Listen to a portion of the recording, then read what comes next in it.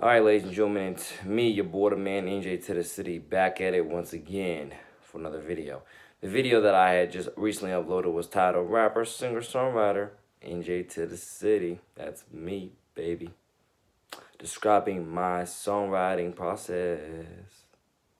Yeah, because my songwriting process is not as, complex as other people's. You don't really need 10, 20 people to write one song.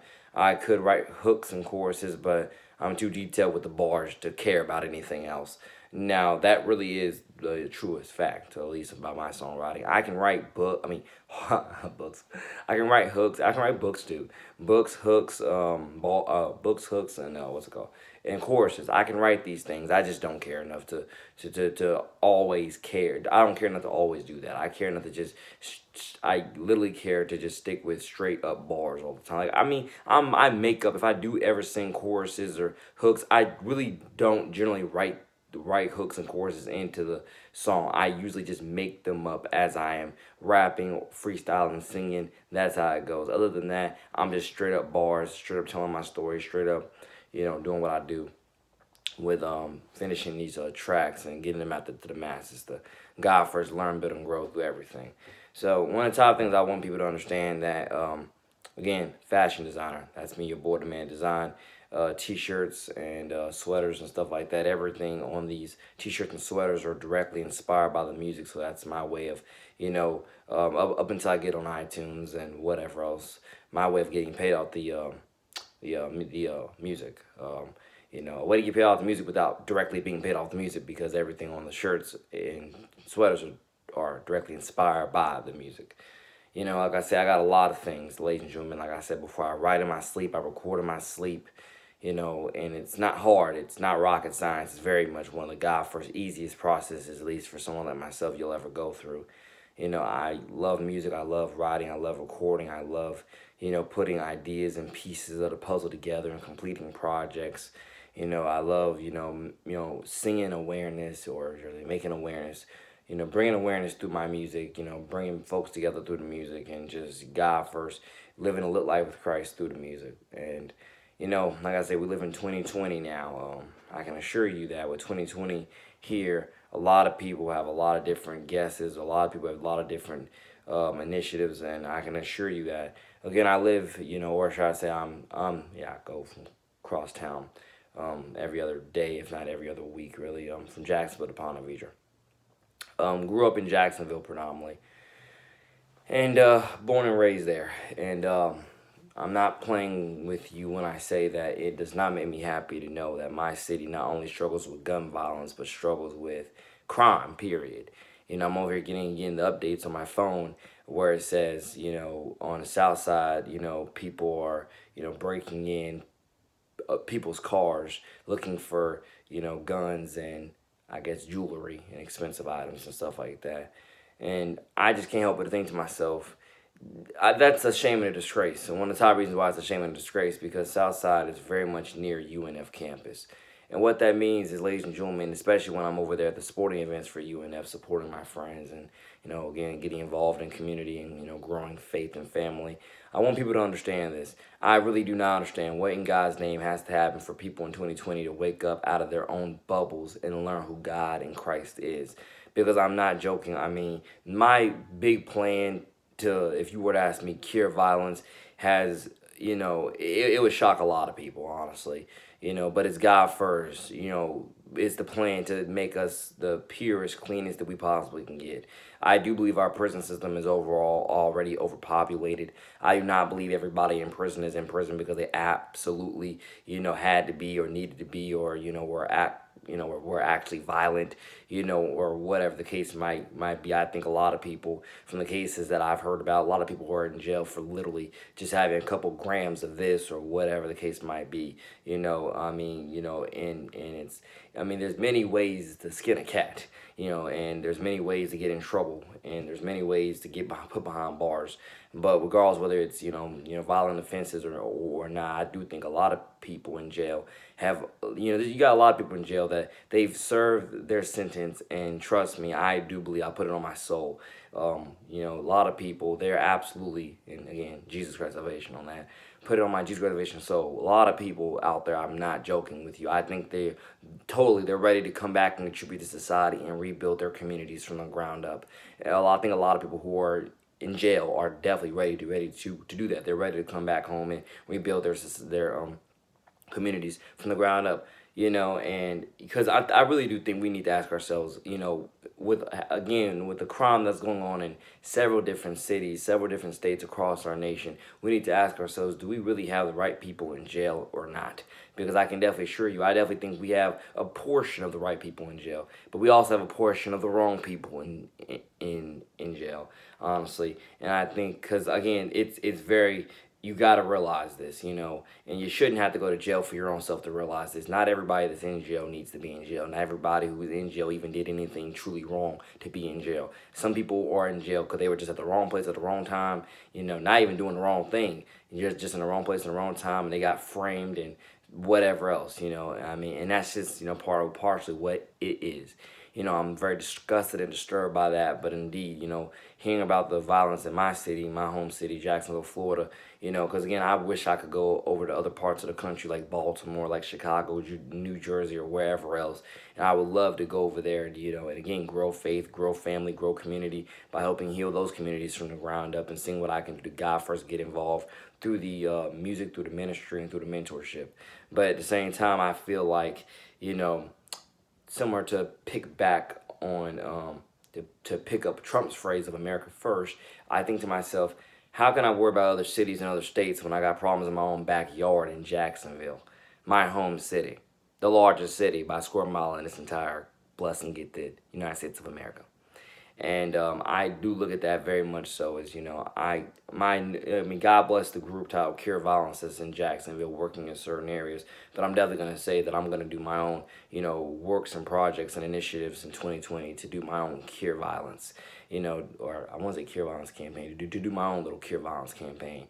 And the reason, and what that is, for me, is what that is, like I say, growing ministry, growing music, growing mentorship.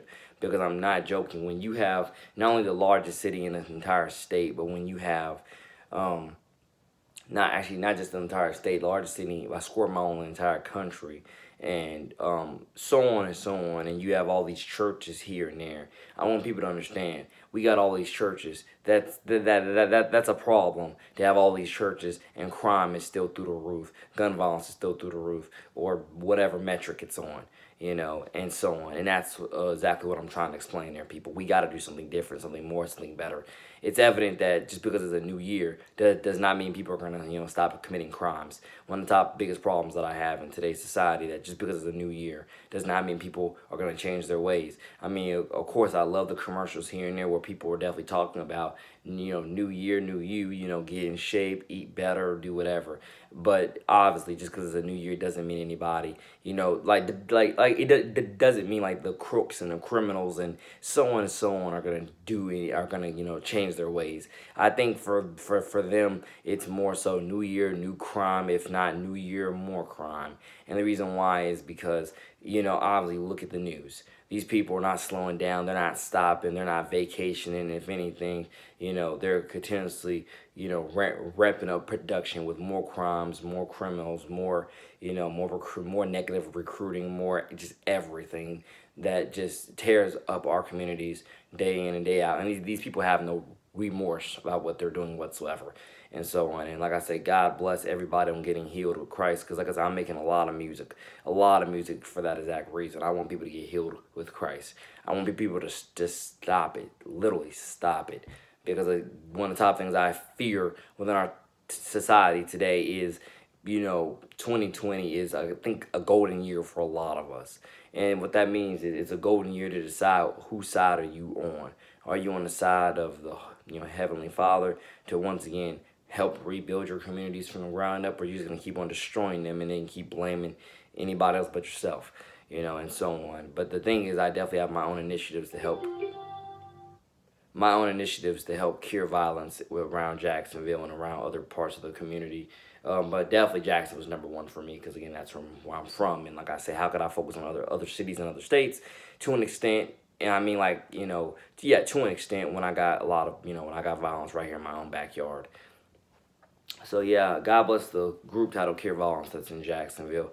But I really want everybody to understand this. I was this past weekend before I this past weekend I read a report about I read a report that was from 2018 during a football game in North Jacksonville, and it was amazing how many officers you had there and how many officers you had there, metal detectors, and it wanted everybody. And this was in 2018 August, and and that still didn't stop somebody from getting, well, three people from getting shot like 10, 15, 30 minutes after the game was over.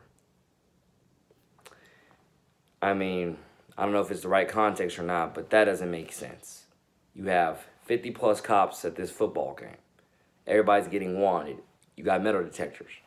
And yet 10, 15, or 30 minutes after the game, you're telling me three people get shot. This was back in August 2018. And look, and God bless, our dearly beloved mayor.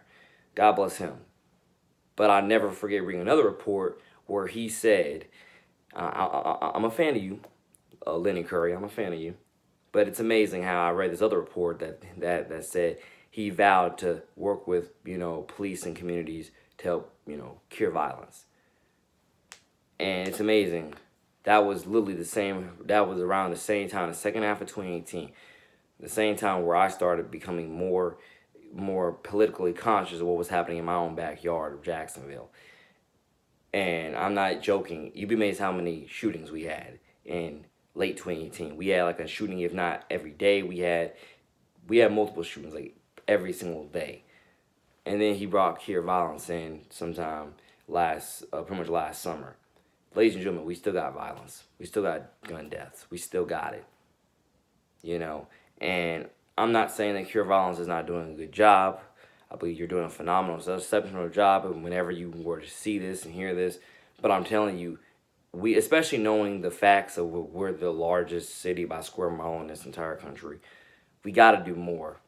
We got to do more. Because if you don't die from gun violence in our city, you're going to die through car crashes or getting stabbed. I don't like any of that. I hate all of that. And, I'm just saying, I got my own initiatives to help cure violence / curb violence. Or curve, yeah, whichever word fits there. And we'll see what we get with it. Because, like I said, I want everybody to know, like I say, fashion designer, I'm going to work through my vices of ministry, music, and mentorship to cure violence. That's what I'm going to do. Because I know that whichever community you come from, south side, north side, west side, east side, whatever community you come from, ladies and gentlemen, whatever side of the city you come from, I know if you believe in Jesus, if you let Jesus heal you from the inside out, I'm telling you, 2020 will be the best year of your life rather than one of the worst years of your life. And I do believe that we can get this accomplished if we not just band together, because you can band together and people go shoot somebody 10 minutes after everybody huddled up. It's more so everybody has got to band together and hold each other God first accountable. I'm telling you this, I know a lot of old-fashioned phrases that people grew up on. We got to end that crap now in order to make it to a better tomorrow. There's a lot of things I can say about it, but I definitely know that I got my own initiatives to help cure violence because, like I say, I know we can do this, and I know that we gotta put the pedal to the metal, draw up the plans, execute them. God first, hold each other accountable is probably one of the top things we gotta do. I got more stuff to say about it coming soon. But thank you all for listening, watching, and subscribing. It's me, your boy, the man, NJ2TheCity. I forgot everything else I was about to talk about. Oh yeah, I know exactly what I was about to talk about. But again, I'm doing it on this phone, not my regular phone. So I got plenty of storage on this one. So thank you for listening, watching, and subscribing. More coming soon. Your boy, the man, NJ2TheCity. Out. God bless.